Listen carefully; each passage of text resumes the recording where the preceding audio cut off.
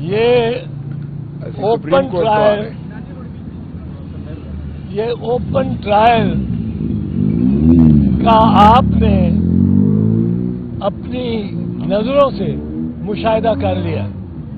یہ jail trial ہے, یہ کیمرہ ٹرائل ہے, اس میں کوئی پبلک کو جانے کی اجازت نہیں ہے. کھوسا صاحب تو وکیل ہیں خان صاحب کے, سلمان راجہ صاحب اور ہم شہری ہیں اس ملک کے, ہم وکیل بھی ہیں. ایک مرتبہ ہے وکالت کی دنیا میں سلمان راجہ کا, میں بھی فقیر ہوں اسی گلی کا, قائد ہیں الحمدللہ. اور یہ ہمیں روک رہے ہیں کہ جج صاحب سے اجازت لینی پڑے گی. کیوں جج صاحب سے اجازت لینی پڑے گی؟ ہماری شناخت کر لیں اور ہمیں اندر جانے دیں. یہ ڈھونگ, یہ بالکل ڈھونگ ہے, بہانہ ہے, یہ غلط بیانی ہے, یہ جھوٹ ہے کہ یہ اوپن ٹرائل ہو رہا ہے. آپ کے سامنے ہم گئے اندر, آدھا پونا گھنٹہ ہمیں اندر انتظار کرایا گیا اور پھر کہا گیا کہ کھوسا صاحب آ جائیں. کھوسا صاحب بھی نہیں جانے کو تیار جب تک یہ اوپن ٹرائل, یہ ریسٹرکشنز کم نہیں ہوتی. یہ ریسٹرکشنز اس طرح کی ہوں گی تو پھر کیا ٹرائل ہو رہا ہے؟ تو یہ مس ٹرائل ہے. یہ ٹرائل خان کا غلط ہے اور شاہ محمود کا. شاہ محمود بیچارے کو وہ ہتھکڑیاں لا کے آپ فارن منسٹر کو لے کے پھرتے ہو, کچھ شرم آنی چاہیے.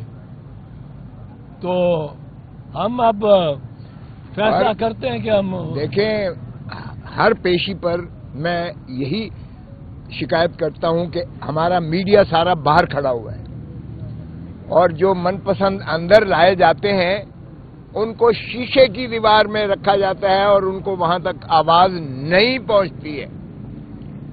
آواز حتیٰ کہ جہاں وکلا کے بیٹھنے کی جگہ بنائی ہے اور جو جج صاحب کے آگے وکیل کھڑے ہو کے بحث کرتے ہیں وہ وکلا تک نہیں آتی ہے.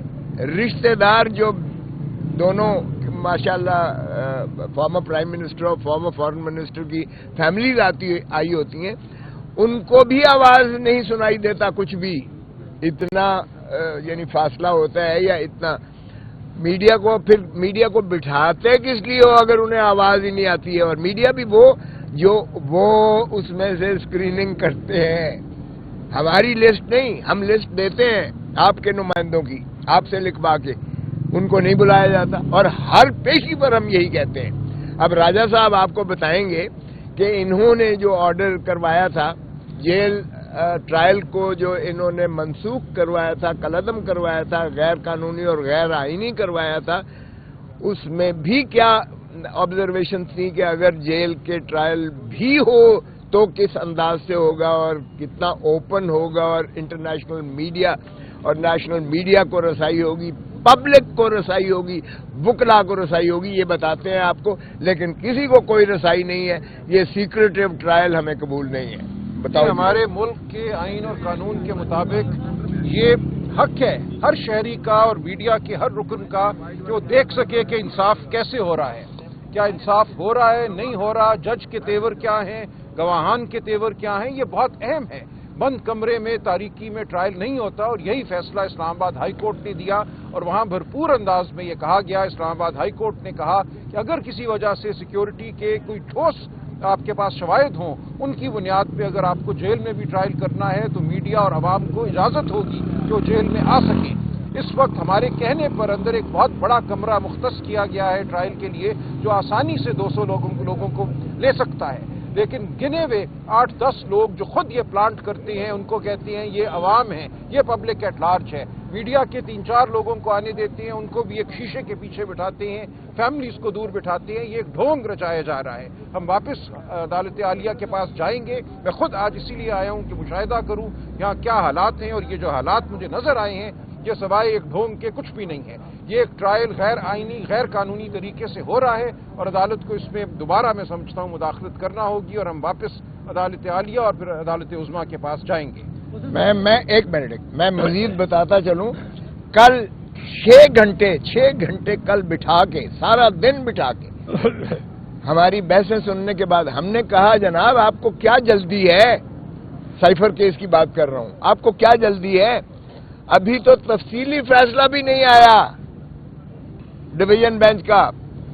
تفصیلی فیصلے کے پہلے دیکھ تو لیں اور اس کی روشنی میں ہی آپ آگے بڑھ سکتے ہیں، وغیرہ نہیں بڑھ سکتے.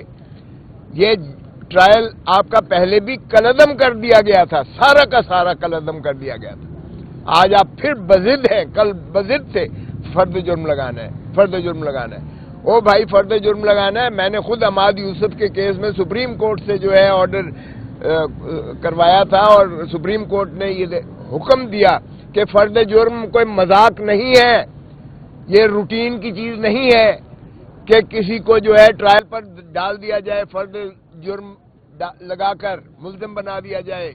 فرد جرم سے پہلے ملزم نہیں ہوتا، وہ اس کو ملزم بنا دیا جائے اور اس کے بعد اس کا ایک ٹرائل ہو، اس کی مشتہری منادی ہو، بدنامی ہو، عزت نفس مجروح ہو، خاندان اس کا جو ہے خانوادہ اس کی بدنامی ہو، سارا کچھ ہو اور اذیت و کرب کے بعد بالآخر آپ اس کو بری کرتے ہیں. اور پھر اس میں جورسڈکشنل انکیپیسٹی کی باتیں تھیں. سپریم کورٹ کہہ چکا کہ پہلے اس چیز کا تعین کیا جائے کہ جورسڈکشن ہے بھی کہ نہیں ہے. اور سارے استدلال ہم نے کہا کہ پہلے تفصیلی فیصلہ آ لینے دیں، اس کی روشنی میں آپ کر بھی سکتے ہیں جیل ٹرائل کہ نہیں. لیکن جلدی ہے، پتہ نہیں کس چیز کی جلدی ہے.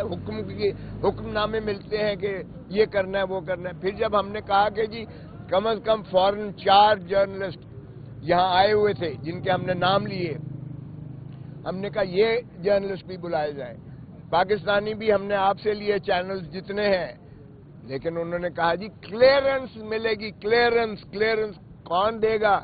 اس کا مطلب ہے کہ عدالت فیصلہ اب وہ نہیں کر رہی ہے اوپن ٹرائل، کوئی اور کنٹرول کرتا ہے اس کو. وکلا ہے تو وکلا آپ کے سامنے دھکے کھا رہے ہوتے ہیں، باہر ہوتے ہیں، یعنی ان کی بھی کلیئرنس کوئی اور دے گا. تو پھر کیسا یہ اوپن ٹرائل ہے؟